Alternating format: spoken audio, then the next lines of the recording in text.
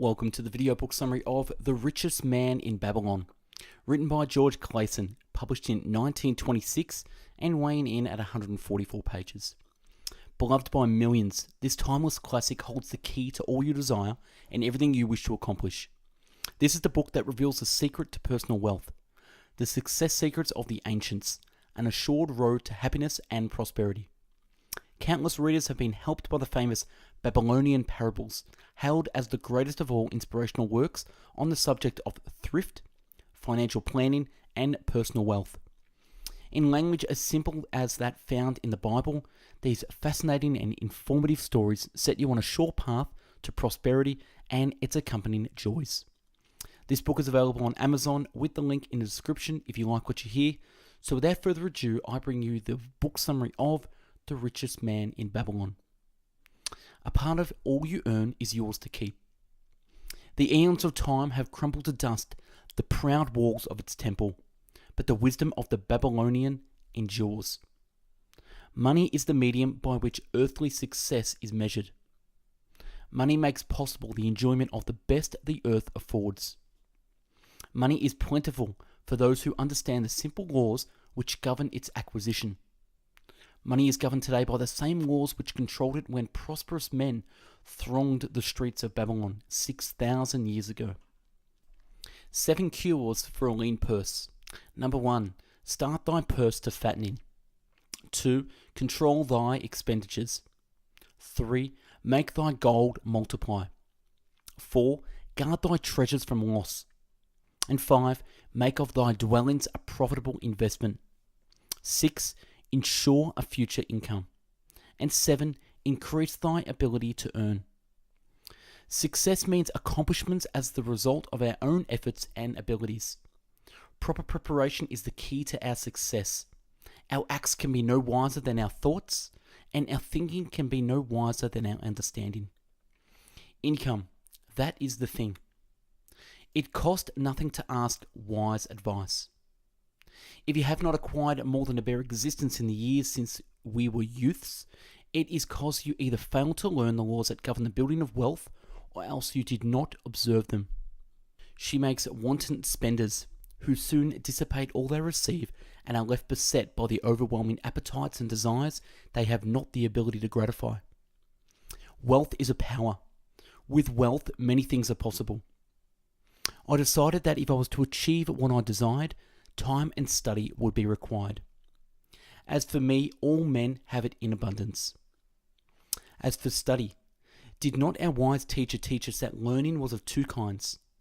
The one kind begin the things we learned and knew, and the other begin the training that taught us how to find out what we did not know. When youth comes to age for advice, he receives the wisdom of years. The suns that shine today is the sun that hath shone when my father was born, and will still shine when my last grandchild shall pass into the darkness. The wisdom of age is like a fixed stars that shine so unchanged that the sailor may depend upon them to steer his course. I found the road to wealth when I decided that part of all I earn was mine to keep, and so will you. You pay to everyone but yourself.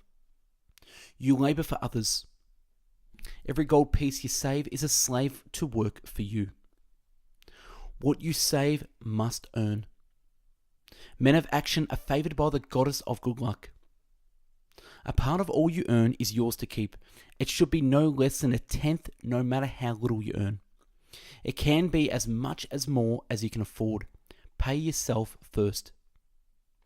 Wealth, like a tree, grows from a tiny seed. The first copper you save is the seed from which your tree of wealth shall grow. The sooner you plant the seed, the sooner you shall the tree grow. And more faithfully you nourish and water that tree with consistent savings, the sooner you may bask in the contentment beneath its shade. Advice is one thing that is freely given away, but watch that you take only what is worth having. You first learn to live upon less than you could earn. Next, you learn to seek advice from those who are competent through their own experience to give it. And lastly, you have learned to make gold work for you. My sons think only of spending and give no thought to earning. Opportunity is like a haughty goddess who waste no time with those who are unprepared. Willpower is but the unflinching purpose to carry out a task you set for yourself to fulfillment. Wealth grows wherever men exert energy. Wealth grows in magic ways.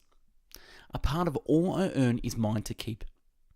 A small return and a safe one is far more desirable than risk.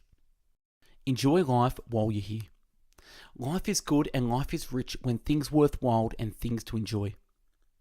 A part of all you earn is yours to keep by taking advantage of opportunities available to all. Only a great desire for wealth. That which one man knows can be taught to others. Truth is always simple. Lean purse. For each 10 coins I put in, to spend but 9. All men are burdened with more desires than they can gratify. Therefore, engrave upon the clay each thing for which thou desires to spend. Select those that are necessary and others that are possible through the expenditure of the 9/10 of thy income. Cross out the rest and consider them a part of that great multitude of desires that must go unsatisfied, and regret them not. Budget then necessities, expenses. The purpose of a budget is to help thy purse to fatten. It is to assist thee to have thy necessities, and insofar as attainable, those other desires. It is to enable thee to realize the most cherished desires by defending them from their casual wishes. Like a bright light in a dark cave, thy budget shows up the leaks from the purse and enables thee to stop them and control thy expenditures for delight and gratifying purposes. Budget thy expenses that thou mayest have coins to pay for thy necessities, to pay for the enjoyments and to gratify thy worthwhile desires without spending more than 9/10 of thy earnings. To put each coin to labouring that it may reproduce its kind even as the flocks of the field and help bring to thy income a stream of wealth that shall flow constantly into thy purse. Thus it is wise that we must first secure small amounts and learn to protect them before the gods entrust us with the larger. Every owner of gold is tempted by opportunity. Be not misled by thine own romantic desires to make wealth rapidly. Therefore do I advise thee from the wisdom of my experiences. Be not too confident of thine own wisdom in entrusting thy treasures to the possible pitfalls of investments. Better by far to consult the wisdom of those experienced in handling money for profit. Such advice is freely given for the asking and may readily possess a value equaling gold to the sum, though considered investing. In truth, such it is actual value if it save thee from loss. This then is the fourth cure for a lean purse, and of great importance if it prevent thy purse from being emptied once it is become well filled. Guard treasure from loss by investing only where the principal is safe, where it may be reclaimed is desirable, and where thou will not fail to collect fair rental. Consult with wise men. Secure the advice of those experiences in the profitable handling of gold. Let their wisdom protect thy treasure from unsafe investments. Thus come many blessings to the man who owneth his own house, and greatly will it reduce his cost of living, making available more of his earnings for pleasure and the gratification of his ideas. This then is the fifth cure for a lean purse. Own thy own home. Provide in advance from the needs of thy growing age and protection of thy family. Strong desire to earn more. Preceding accomplishment must be desire, though desire must be strong and definite. General desires are but weak longings. For a man to wish to be rich is of little purpose. This is the process by which wealth is accumulated, first in small sums, then in larger ones as the man learns and becomes more capable. Desires must be simple and definite. They defeat their own purpose should they be too many, too confusing, or beyond a man's training to accomplish. The more of wisdom we know, the more we may earn. That man who seeks to learn more of his craft and shall be richly rewarded. Always do the affairs of men change and improve, because keen-minded men seek greater skill that they may better serve those whose patronage they depend. Therefore I urge all men to be in the front rank of progress, and not to stand still, lest they be left behind. He must pay his debts with all his promptness within his power, not purchasing that for which he is unable to pay. He must take care of his family, that they may think and speak well of him. He must take a will of record that, in case God calls him, proper and honourable division of his property be accomplished. He must have compassion upon those who are injured and smitten by misfortune, and aid them with reasonable limits. He must do deeds of thoughtfulness to those dear to him. Thus, the seventh and last remedy for a lean purse is to cultivate thy own powers, to study and become wiser, to become more skillful, to so act as to respect thyself. Therefore shalt thou acquire confidence is thyself to achieve thy carefully considered desires. There is abundance for all. An instinct common to most men, the love of taking a chance with a small amount of silver in the hope of winning much gold.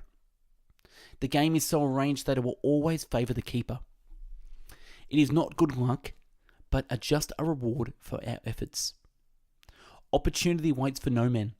Today it is here, soon it is gone, therefore delay not. The spirit of procrastination is within all men. We desire riches, yet how often does opportunity doth appear before us? The spirit of procrastination from within doth urge various delays in our acceptance. In listening to it, we do become our worst enemies. A habit of needless delaying where action was required. Action prompt and decisive. To attract good luck to oneself, it is necessary to take advantage of opportunities. Good luck follows opportunities. Good luck can be enticed by accepting opportunities. Action will lead thee forward to the successes thou dost desire. The 5 laws of gold. Number 1. Gold comes gladly and increasing quantity to any man who will put but no less than 1/10 of his earnings to create an estate for his future and that of his family. Number 2. Gold laboureth diligently and contentedly for the wise owner who finds it profitable employment, multiplying even as the flocks of the field. Number 3. Gold clingeth to the protection of the cautious owner who invested under the advice of men wise in its handling. And 4.